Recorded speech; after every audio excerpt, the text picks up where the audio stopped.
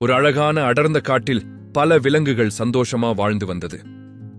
அந்த காட்டுல ரொம்பவும் புத்திசாலியான ஒரு வயதான ஆமை இருந்துச்சு. எல்லா விலங்குகளும் அதை ரொம்ப மரியாதையா ஆசிரியர்னு கூப்பிடும். அது குட்டி விலங்குகளுக்கெல்லாம் நல்ல பழக்கங்களையும் அறிவையும் சொல்லிக் கொடுக்கும். ஒரு நாள் ஒரு குட்டி குரங்கு அந்த ஆமை கிட்ட வந்துச்சு. ஆசிரியரே, நான் இந்த காட்டிலேயே ரொம்ப புத்திசாலியா ஆகணும், எனக்கு எல்லாத்தையும் கத்துக் கொடுங்கன்னு கேட்டுச்சு.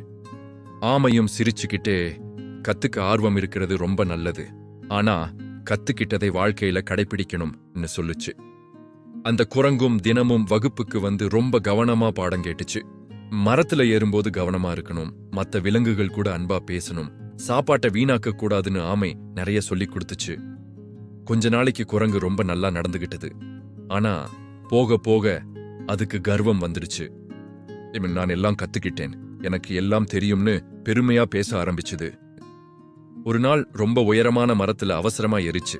ஆனா கவனக்குறைவா இருந்ததால கால் தடுமாறி தொப்னு கீழே விழுந்துருச்சு.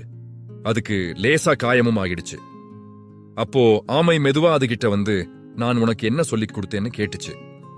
குரங்கு ரொம்ப வெட்கத்தோட தலை குனிஞ்சு, கவனமா இருக்கணும்னு சொன்னீங்க, கத்துக்கிட்டதை வாழ்க்கையில கடைபிடிக்கணும்னு சொன்னீங்கன்னு சொல்லுச்சு. ஆமை அன்பா, வள்ளுவர் என்ன சொன்னார் தெரியுமா? கற்க கசடர கற்பவை கற்றபின் நிற்க அதுக்கு தக. அதாவது படிச்சா மட்டும் பத்தாது, அதன்படி நடக்கணும்னு அர்த்தம்னு சொல்லுச்சு. அன்னையிலேருந்து அந்த குரங்கு உண்மையாவே மாறிடுச்சு. கத்துக்கிட்ட நல்ல விஷயங்களை அது தன்னோட வாழ்க்கையில கடைபிடிக்க ஆரம்பிச்சது. எல்லா விலங்குகளுக்கும் ஒரு நல்ல முன்மாதிரியா வாழ்ந்துச்சு.